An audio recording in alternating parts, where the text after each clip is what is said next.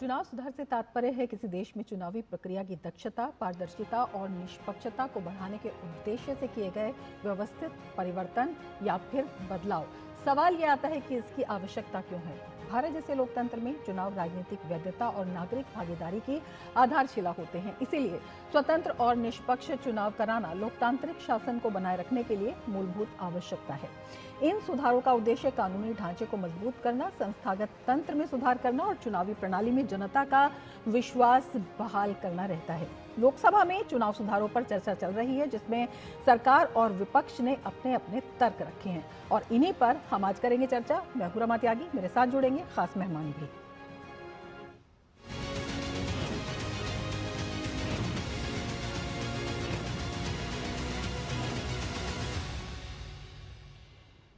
लोकसभा में चुनाव सुधारों पर मंगलवार को चर्चा के दौरान सत्ता और विपक्ष की तरफ से जमकर तीर चले। लोकसभा में नेता विपक्ष राहुल गांधी ने आरोप लगाया कि संस्थाओं पर कब्जा किया जा रहा है। राहुल गांधी ने मुख्य चुनाव आयुक्त की नियुक्ति प्रक्रिया पर भी सवाल उठाए, तो सत्ता पक्ष की तरफ से बीजेपी सांसद निशिकांत दुबे ने कांग्रेस पर पलटवार किया। निशिकांत ने पूर्व की यूपीए सरकार के समय चुनाव आयुक्त के रूप में नियुक्त किए गए लोगों का भी जिक्र किया। इलेक्टरल रोल का समरी डिवीजन एक रूटीन अपडेशन प्रक्रिया है, रूटीन अपडेशन प्रक्रिया है, जबकि इंटेंसिव रिवीजन एक व्यापक प्रक्रिया है, जिसमें बूथ लेवल ऑफिसर द्वारा हाउस टू हाउस इनमरेशन किया जाता है।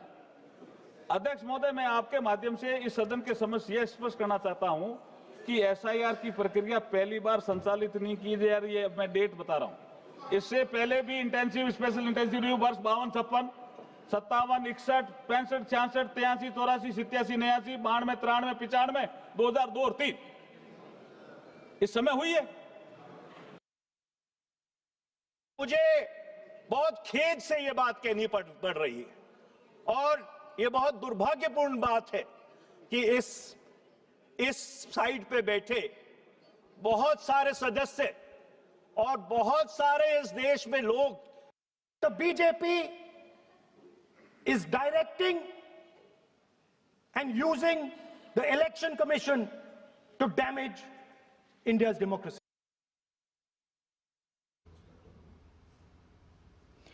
तो हम दिखा रहे थे किस तरह से जो सत्ता पक्ष और विपक्ष में जिस तरह के तर्क रखे जा रहे हैं, किस तरह के सवाल उठाए जा रहे हैं। और इसी बीच हम बताते हैं क्या कहा लोकसभा में चुनाव सुधार पर चर्चा के दौरान केंद्रीय मत्स्य पालन, पशुपालन एवं डेयरी मंत्री राजीव रंजन सिंह उर्फ लल्लन सिंह ने।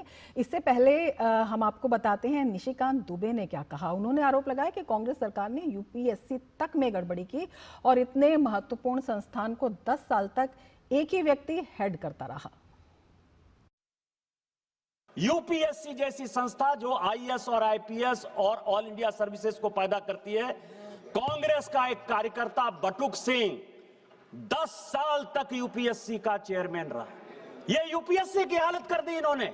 किस चुनाव आयोग की बात करते हो, किस ईमानदारी की बात करते हो, किस पारदर्शिता की बात करते हो, कौन सी कांग्रेस की बात करते हो? सीबीआई की बात कर रहे थे। अश्वनी कुमार जो सोनिया गांधी जी और राहुल गांधी का सिक्योरिटी अफसर था, वो सीबीआई का डायरेक्टर बनाया जाता है। सीबीआई का यही हाल, आईबी का यही हाल। एमके नारायण को जो है ढोते रहे, कभी गवर्नर बना दिए, केवल कभी नेशनल सिक्योरिटी एडवाइजर बना दिए। किस तरह की बात करते हो? हाँ, हम आरएसएस के हैं, हम आरएसएस के हैं। मुझे गर्व है कि हम आरएसएस के हैं। और लोकसभा में चुनाव सुधार पर चर्चा के दौरान केंद्रीय मत्स्य पालन, पशुपालन एवं डेयरी मंत्री राजीव रंजन सिंह उर्फ लल्लन सिंह ने भारतीय लोकतंत्र को सर्वश्रेष्ठ बताया। उन्होंने कहा कि हमारी चुनाव प्रक्रिया दुनिया में सर्वश्रेष्ठ है और प्रधानमंत्री नरेंद्र मोदी चाहते हैं कि देश का विपक्ष मजबूत रहे।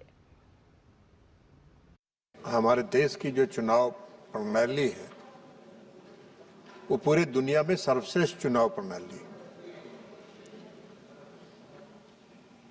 और आज हमारे देश की चुनाव प्रणाली की चर्चा पूरे विश्व में होती है कि पूरी निष्पक्षता के साथ इस देश में चुनाव होता है। लेकिन फिर भी चुनाव प्रक्रिया में कोई और भी कितना अच्छा से अच्छा हो, उसमें कोई न कोई सुधार की गुंजाइश होती है। और प्रधानमंत्री जी मजबूत लोकतंत्र चाहते हैं। प्रधानमंत्री जी चाहते हैं कि विपक्ष मजबूत रहे। तो चुनाव सुधार समय की मांग होते हैं और लोकसभा में सत्ता पक्ष की तरफ से क्या कुछ कदम उठाए गए हैं उन पर और विपक्ष की तरफ से क्या कुछ तर्क हैं, इसी पर चर्चा के लिए हमारे साथ खास मेहमान जुड़ चुके हैं। अनिला सिंह हमारे साथ जुड़ी हैं, स्पोक्स पर्सन बीजेपी से हैं। अजय वर्मा हमारे साथ जुड़े हुए हैं जो कांग्रेस लीडर हैं, और वरिष्ठ पत्रकार रामकृपाल सिंह जी हमारे साथ जुड़े हुए हैं। अनिला जी, सबसे पहले आपके पास आना चाहेंगे और आपसे समझना चाहेंगे, राहुल गांधी का कहना है कि भाजपा भारत में डेमोक्रेसी को नुकसान पहुंचा रही है, क्या कुछ कहेंगे आप? मेरी सभी को राम राम। और जिन्होंने लोकतंत्र की हत्या करने का, आज वो हमें पाठ पढ़ा रहे हैं कि लोकतंत्र क्या होता है।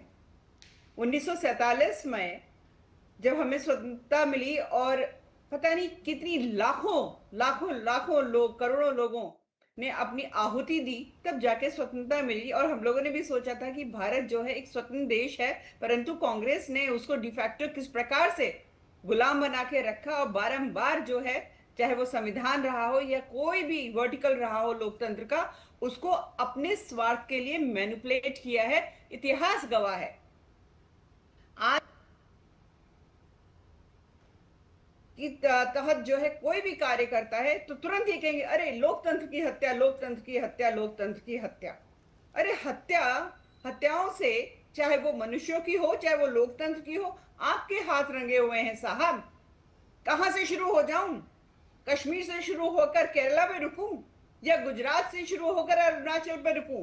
कहां कहां का उदाहरण दूं और कौन कौन सा उदाहरण दूं? तो ये पाठ पढ़ाना बंद करें। किस प्रकार से इनको बहुत प्रिय है इलीगल इमिग्रेंट्स या फिर ऐसे फेक वोट्स, जिसकी वजह से ये जानते हैं कि सत्ता में कैसे आया जाता है। आज उस पर चाबुक चल रहा है, जो बेचैनी हो रही है, परेशानी हो रही है। चाबुक तो चलेगा। जो इलीगल इमिग्रेंट्स हैं वो हमारे वोटर्स नहीं हैं, वो हमारे नागरिकों का अधिकार नहीं छीन सकते हैं। जो किसी प्रकार भी फेक वोटर्स हैं उनका यहाँ कोई स्थान नहीं है। ये जो सर्वे हो रहा है, ये SIR जो है टोटली लेजिस्लेट है और बिल्कुल कानून की प्रक्रिया है। इलेक्शन कमीशन का ये अधिकार और कर्तव्य भी है। और उसमें अगर कोई अड़चन डाल रहा है तो कांग्रेस जैसे राजनीतिक दल डाल रहे हैं, क्योंकि इनको पता है कि इनकी दाल नहीं गल रही है। चुनाव पर चुनाव ये हारते चले जा रहे हैं, क्योंकि इनके जितने भी साम दाम दंड भेद थे अब समाप्त हो रहे हैं। तो सीधी सी बात है, इलेक्शन कमीशन जो कार्य कर रही है बिल्कुल करना चाहिए उसको। और मैं उत्तर प्रदेश से आती हूँ और मैं जानती हूँ यहाँ पर किस प्रकार से पूरा एक फुल ऑन जिसको कहते हैं SIR की प्रक्रिया यहाँ पे चल रही है। और ये तो छलनी है ना, छन जाएगा तो जो गंदगी है वो हटा दी जाएगी। क्या परेशानी है कांग्रेस पार्टी को? अजय वर्मा जी, आपसे समझना चाहेंगे, एक बड़ा सवाल किया है अनिला सिंह जी ने कि अगर साफ और पारदर्शी प्रशासन की अगर हम बात करते हैं, एक सिस्टम की बात करते हैं, तो कांग्रेस को आखिरकार परेशानी क्या है?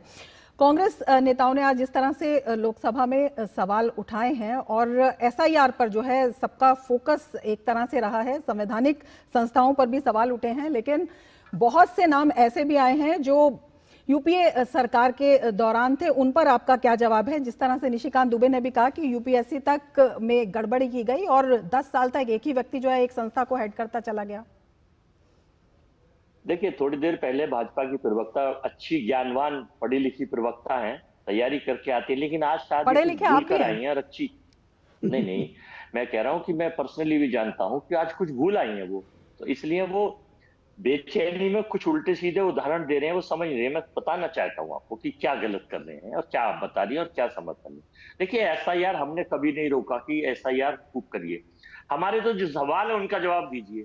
CGI को चीफ या आपका भरोसा देश की सरकार का, क्योंकि 2014 के बाद से एक नई सरकार का उदय हुआ था, और फिर मैं कहता हूं एक वास्को डिगामा साहब गुजरात से आए जिन्होंने भारत की खोज की थी, और उन्होंने भारत को खोजा, उन्होंने जेल खोजी, उन्होंने दूरदर्शन खोजा, टीवी खोजे, चैनल खोजे। जनता ने हमको तो हटा ही दिया था, हम तो भरोसे के लायक नहीं थे। तो फिर 2014 से पहले की बात ना करें, क्योंकि इनकी होने वाली डिप्टी PM कंगना रनौत कहती हैं कि 14 से पहले ना भारत था, ना आजादी में गांधी जी का योगदान था, ना कोई था, तो इसलिए 14 के बाद से अब लेकर 11 साल इनकी सरकार हुई होगी। यहां जरा सा बात कर लीजिए।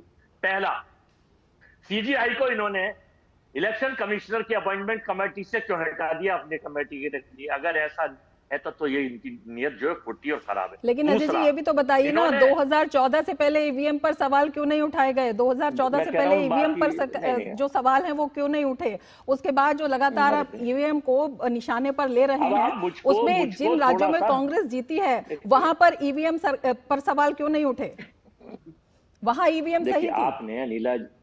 आपने अनिला जी से बिल्कुल जैसे संत की कथा सुनते हैं, उनके भाषण को आप सुनते नहीं। मेरे बीच में आपने शुरू में मुझसे जितना पूछना पूछ लीजिए, थोड़ा मौका दीजिए, लोकतंत्र की गरिमा का आप तो ध्यान रखिए। मेरे से बाद में पूछ लेना, मेरे इंटरप्ट मत करिए, थोड़ा सुन लीजिए। अच्छा चैनल है, देश का बड़ा चैनल है। 2011 में जब हमारी सरकार थी तो इन्हीं के सांसद थे, इन्हीं के एमपी थे और इन्हीं के वर्तमान नेताओं ने ईवीएम पे सवाल उठाया था और किताब लिखी थी। इन्हीं के सांसदों ने, इन्हीं के एमपीओ ने। सुब्रमण्यम स्वामी साहब भी इन्हीं के हैं, वो भी आज कर रहे हैं। और जब सारे संसार के बड़े देश ईवीएम से हट के वापस वोट उस पर आ गए तो न कर न डर, आप ईमानदार हैं, आप राजभक्त हैं, आपकी सरकार है, आप जीत रहे हैं, तो इस बार का इलेक्शन आप वोटों से करा लीजिए, कोई बात नहीं है। मतपत्र से करा लीजिए, 2 दिन फालतू ही तो लगेंगे, दूध का दूध पानी का पानी हो जाएगा, लेकिन नहीं कराएंगे क्योंकि सारी दाल काली। अब आप तीसरे पे आ जाइए, मेरी बात पूरी नहीं होने दी, अधूरी रह गई कि इन 2022 में 23 में इन्होंने एक संविधान में संशोधन करा देश की वर्तमान सरकार ने कि इलेक्शन कमीशन सबका होता है, ना कि वो बीजेपी का होता है। ज्ञानेश कुमार जो है बिल्कुल वोट चोरी की मास्टर है, सरगना है, पूरा देश कह रहा है और ये साबित हो चुका है। 2022-23 में एक लॉ देश की सरकार लाई कि इलेक्शन कमीशन के खिलाफ हटने के बाद भी, इलेक्शन कमीशन रहते हुए भी कोई मुकदमा दर्ज कहीं नहीं हो सकता। आखिर क्यों? आखिर क्यों? आखिर क्यों? यही बात हमारे नेता राहुल गांधी ने आज लोकसभा में सवाल उठाई कि जब एक हमने सबूत दिए, एक घर में 000 के नंबर आते हैं तो नहीं देंगे, एक ब्राजील की मॉडल का 22 बार उसका फोटो लगा रखा है तो नहीं बताएंगे, 150 फोटो बिहार में एक ही इस्तेमाल हुए तो नहीं बताएंगे, कैसे वो घरों पे 200 500 वोट एक कमरे में बन जाती हैं। देखिए अगर शिकायत थी तो उसका एक वैधानिक तरीका था, उस वैधानिक तरीके को अपनाया क्यों नहीं गया? रामकृपाल सिंह जी हमारे साथ जुड़े हुए हैं। रामकृपाल सिंह जी, जिस तरह से कांग्रेस के जो नेता हैं, सम्मानित नेता हैं, जिस तरह से उन्होंने सवाल उठाए हैं, राहुल गांधी भी वही सवाल उठाते हैं जब उन पर सवाल किया जाता है। सबसे बड़ी बात, जब हम चुनाव सुधारों की बात करते हैं, 2 दशक के बाद, एक लंबे समय के बाद ये सुधार हो रहे हैं, उसके बाद बिहार का सफल चुनाव हुआ है, क्या आपको लगता है कांग्रेस के पास कोई जवाब नहीं है, या फिर कहीं ना कहीं ये जो पारदर्शिता की बात है ये साबित हो रही है, जनादेश ने भी इसे साबित किया है? वर्जन सुन ली थी, उसके बाद रामकृपाल जी पत्रकारों ने लिया था। मैं 10 सेकंड में फाइनल ये कह रहा हूं, देश का लोकतंत्र, देश के लोकतंत्र में चोरी नहीं होने दी जाएगी और वोट चोरों के खिलाफ बिल्कुल एक तरीका भी तो उसका अपनाया जाता है वर्मा जी, एक तरीका भी होता है उसका। रामकृपाल जी। नहीं जी, अजय भाई तो बहुत सुलझे हुए व्यक्ति हैं, अपनी पार्टी से बंधे हुए हैं, इसलिए कई बार वो सच नहीं बोल पाते। अभी उन्होंने चीफ इलेक्शन कमीशन के अपॉइंटमेंट की बात कही है कि उसमें चीफ जस्टिस क्यों नहीं आते। मैं पूछना चाहता हूं, 2014 के पहले 70 साल करीब कांग्रेस, मतलब 50 साल 60 साल कांग्रेस रही है, तो कांग्रेस के दौर में जब मुख्य चुनाव आयुक्त तो होते थे, कौन नियुक्त करता था? उसमें चीफ जस्टिस होते थे क्या? नहीं होते थे। सीजीआई होते थे? नहीं होते थे। आप चेक कर लें, इंदिरा गांधी जी जिसको चाहती उसको बनाती थी, सीजीआई बिल्कुल नहीं होते थे। सुन लीजिए क्या है ये विवाद जब उठा, बाद में ये कोर्ट में गया मामला, तो इसके लिए चीफ जस्टिस, ये सीजीआई का रहा हूं, इनका मुख्य चुनाव आयुक्त का चयन कैसे हो, इस पर कोई पार्लियामेंट ने कानून नहीं बनाया था। तो ये मामला गया तो सुप्रीम कोर्ट ने कहा कि जब तक इस पर कोई कानून नहीं बनता है, सरकार को, पार्लियामेंट को कानून बनाना चाहिए, जब तक नहीं बनेगा तब तक चीफ जस्टिस उसमें बैठेंगे। तो जब कानून बन गया तो अपने आप खत्म हो जाता है। आप बताइए ना, इंदिरा गांधी ने कब जितने भी चुनाव आयुक्त को नियुक्त किया, कौन चीफ जस्टिस था? किससे परामर्श ली गई थी? कुछ भी नहीं था। तो एक चीज तो ये समझ लीजिए। दूसरी बात देखिए, आपने जो आरोप लगाए हैं, राहुल जी ने आज वही आरोप लगाए जो बड़ा आरोप वो शुरू से लगाते रहे, पूरे बिहार में लगाए। देखिए, दो ही अदालत होती है लोकतंत्र में, एक जनता की अदालत, एक सर्वोच्च अदालत। जनता की अदालत ने आपके आरोप पर कितना माना, सीरियसली लिया, इसका रिजल्ट बिहार से आ चुका है। रही बात सुप्रीम कोर्ट की, तो अब सुप्रीम कोर्ट में भी आप एसआईआर के मुद्दे पर इतनी बार गए, अभी भी चल रहा है। सुप्रीम कोर्ट ने साफ कह दिया एक बात को कि जो भारत का नागरिक है उसी को वोट देने का अधिकार है, और एक मतदाता एक वोट होता है, कोई दो बार वोट नहीं दे सकता। ये दोनों चीजों की रखवाली करने का दायित्व जो है, सुनिश्चित करने का दायित्व चुनाव आयोग का है। चुनाव आयोग वही कर रहा है, और सुप्रीम कोर्ट ने भी कह दिया कि एग्जैक्टली मैं यही चाह रहा था कि आप अपने मुंह से ये बात कहें। और जरा राकेश सिन्हा के ऊपर भी प्रकाश डाल दें, बीजेपी के सांसद हैं। अवध ओझा के ऊपर भी प्रकाश डाल दें, बीजेपी के झुग्गी झोपड़ी के अध्यक्ष हैं। 1 लाख से ज्यादा लोग ऐसे हैं बीजेपी के जिन्होंने 2-2 जगह वोट डाला, ना उनके खिलाफ चुनाव आयोग की आंखों की पट्टी खुली। नहीं, आप, मैं अजय जी, मैं ये कह रहा हूं कि राहुल गांधी जी, राकेश सिन्हा प्लीज, आप बुजुर्ग पत्रकार हैं, हमारे दोस्त हैं, साथी हैं, बहुत अच्छी लेखनी लिखते हैं, कलम के सिपाही हैं। नहीं, मैं केवल विनम्रता से एक बात कह रहा हूं कि देखिए, राहुल जी ने भी ये कहा, और ये बात सही है कि बहुत सारे फर्जी नाम हमारी वोटर लिस्ट में हैं। तो जरूरत इस बात की, अगर घर में कूड़ा इकट्ठा किया गया है तो कैसे कूड़ा आया इस पे बहस करेंगे या उसको सफाई करेंगे। अब जब सफाई की बात आ रही है, नहीं, आसाम में क्यों नहीं हो रहा, महाराष्ट्र में क्यों नहीं हो रहा? अजय जी एक सवाल मैं भी आपसे करना चाहूंगी। चुनाव आयोग ने कह दिया पूरे देश में होगा, सारे राज्यों में होगा। सर, आसाम में नहीं छोड़ दिया, 12 स्टेटों में हो रहा है। अजय जी, में अगले साल चुनाव है। अजय जी, एक मामला सोनिया गांधी के खिलाफ भी आया है। अजय जी, एक मामला सोनिया गांधी के खिलाफ भी आया है। 1983 में भारतीय नागरिकता लेने से पहले 3 साल पहले ही नाम शामिल करा लिया गया था। इस पर आप क्या कहेंगे, और एसआईआर की प्रासंगिकता इस पर क्या सही नहीं बैठती है, क्या बताएंगे इस पर? मैं बता रहा हूं, आसाम में जब शरणार्थी और जो घुसपैठियों की बात आई तो 20 लाख हिंदू निकल लिया है वहां, इसलिए नहीं हो रहा आसाम में। सुप्रीम कोर्ट भी सो रही है, देश की सरकार भी नहीं। आप सोनिया गांधी वाले मामले पे बताइए ना अजय जी, सोनिया गांधी वाले मामले पर आप बताइए। साफ हो गए हैं, आसाम के मुख्यमंत्री पाना घोटाला में अरबों करोड़ों रुपए के उनके उस पर है, उस पर जवाब कोई नहीं देगा। रामकृपाल जी, आपसे समझना चाहेंगे अजय जी, सोनिया गांधी वाले मामले पे चुप क्यों हैं? मैं बता रहा हूँ, राकेश सिन्हा जो बीजेपी के सांसद हैं, आजम खान को 2 पैन कार्ड पर 7 साल की सजा, और राकेश सिन्हा को वोट 2 जगह डालने पर मुकदमा तक दर्ज नहीं होता है। ये कौन सा राकेश सिन्हा तो भारत के नागरिक हैं। क्या जी, जब आई थी वो तो भारत की नागरिक भी नहीं थी जब उन्होंने वोट डाला। नहीं तो कैसे डाल दिया राकेश सिन्हा ने? मुकदमा दर्ज क्यों नहीं हुआ, क्यों नहीं जेल गए? ये सब राकेश सिन्हा ने सोनिया के वोट देने के बाद डाला है। पहले सोनिया को वो तो भारत की बधू है। सोनिया गांधी, देश के 2 प्रधानमंत्री शहीद हो गए।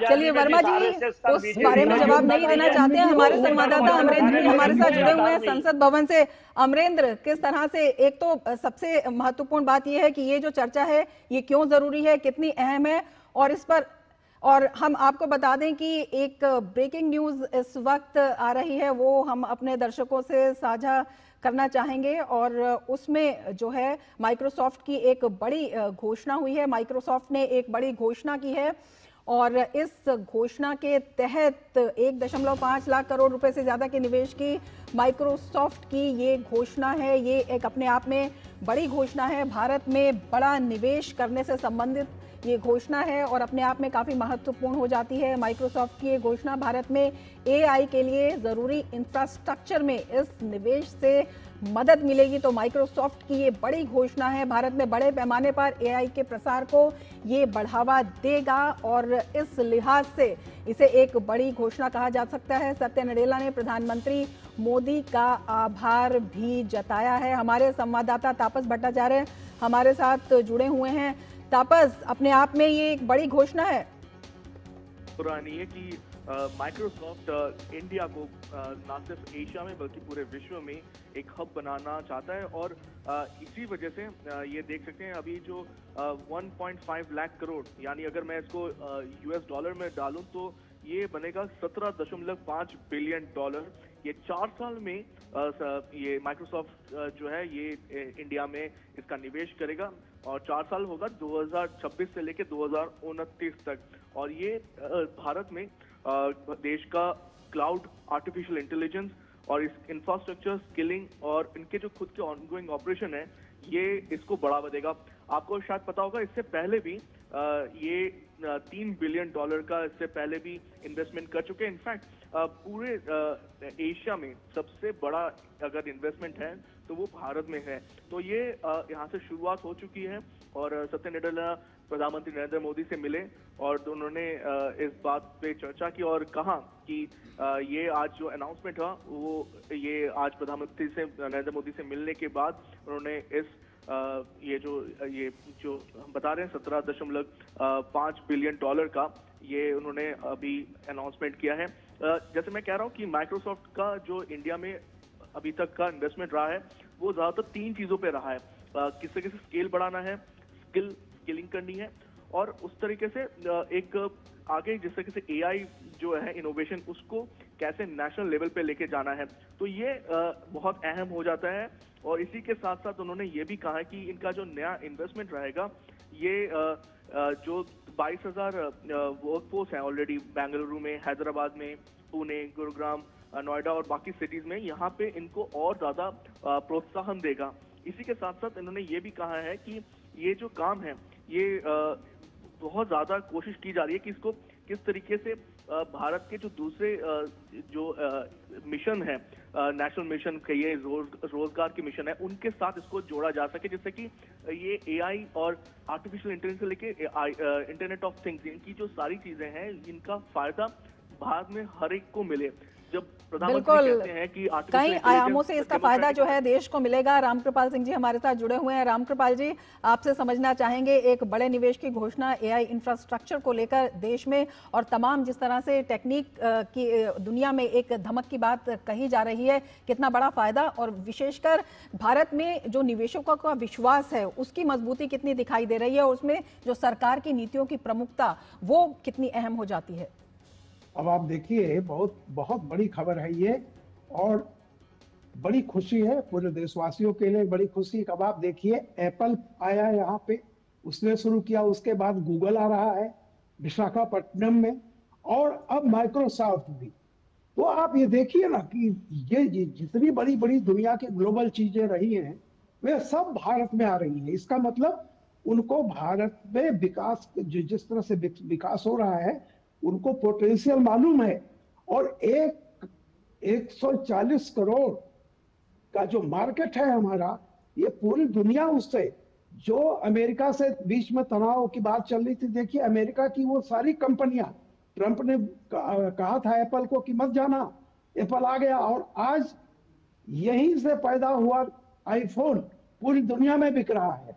इसके बाद अब गूगल अपना सबसे बड़ा सेंटर खोलने जा रही है विशाखापट्टनम में और तीसरा ये इतनी बड़ी खबर है कि माइक्रोसॉफ्ट।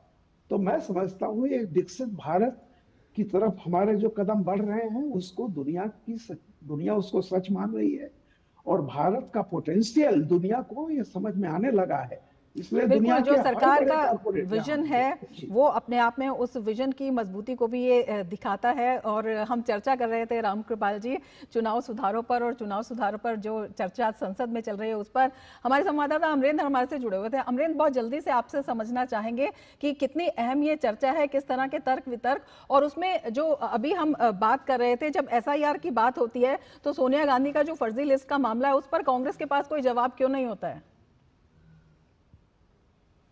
निश्चित तौर पे रमा, आज की जो चर्चा है लोकसभा की खासी अहम मानी जा सकती है, क्योंकि जिस तरह से आपने देखा कि संसद के शीतकालीन सत्र के प्रारंभ के 2 दिन सिर्फ इसी बात पे जाया हुआ है कि विपक्ष चाहता था कि एसआईआर पर चर्चा हो, हालांकि नामों को बदलकर चुनावी सुधार और चुनाव प्रक्रिया की पारदर्शिता को लेकर लोकसभा में चर्चा प्रस्तावित की गई। 10 घंटे की पूरी चर्चा ये होनी है और आज इस समय जो मैं आपसे बात कर रहा हूं, इस समय जो ज्वाइंट पार्लियामेंट्री कमेटी है जेपीसी, उसके चेयरपर्सन पीपी चौधरी लोकसभा में बोल रहे हैं और प्रॉपर ये कमेटी को ही एक राष्ट्र एक चुनाव की जिम्मेदारी दी गई थी और ये उन पहलुओं की बात कर रहे हैं कि किस तरह से चुनाव प्रक्रिया में ट्रांसपेरेंसी हो, किस तरह से जो बोगस वोट पड़ने से रोके जाएं, किस तरह से क्रिमिनल बैकग्राउंड के लोग ना आ पाए। इस तरह की चर्चा सत्ता पक्ष के लोगों ने पूरे दिन भर की है। 12 बजे जब चर्चा स्टार्ट हुई, 12:15 बजे, उसके बाद विपक्ष ने भी तमाम जो उनके आरोप हैं उनको लगाने का प्रयास किया। नेता प्रतिपक्ष राहुल गांधी ने भी चर्चा में भाग लेते हुए कई आरोप लगाए, लेकिन जिस तरह से केंद्रीय कानून मंत्री मेघवाल ने अपनी कुछ बातों में बहुत स्पष्ट किया कि अगर आप चुनाव हार जाते हैं तो ईवीएम पे ठीकरा फोड़ देते हैं, एसआईआर की बात करते हैं। ऐसा नहीं है कि भारत में पहली बार एसआईआर प्रक्रिया जारी है, इससे पहले भी इतिहास में कई बार एसआईआर हुई है। 2 दशक में एसआईआर नहीं हुई, उसके पीछे की कुछ उन्होंने तथ्य रखे कि किस वजह से नहीं करा पाए, लेकिन एसआईआर की प्रक्रिया देश भर में पुरानी है। तो इस तरह की चर्चा है और मैं आपको बता दूं रमा, इसमें एक अपडेट कि कल जो है ये फिर से लोकसभा में ये चर्चा जारी रहेगी, जिसमें केंद्रीय बिल्कुल अपने आप में ये बेहद जरूरी और बेहद अहम है लोकतंत्र के लिए ये चर्चा, और ये चर्चा जो है लगातार जारी है। इसकी जानकारी हम आगे भी देते रहेंगे। फिलहाल अनिला जी आपका और वर्मा जी आपका और रामकृपाल सिंह जी आपका हमारे साथ जुड़ने के लिए, अमृत हमारे साथ जुड़ने के लिए और तमाम जो जानकारियां साझा करने के लिए बहुत बहुत धन्यवाद। इसके साथ ही चर्चा में फिलहाल इतना ही, दीजिए इजाजत, नमस्कार।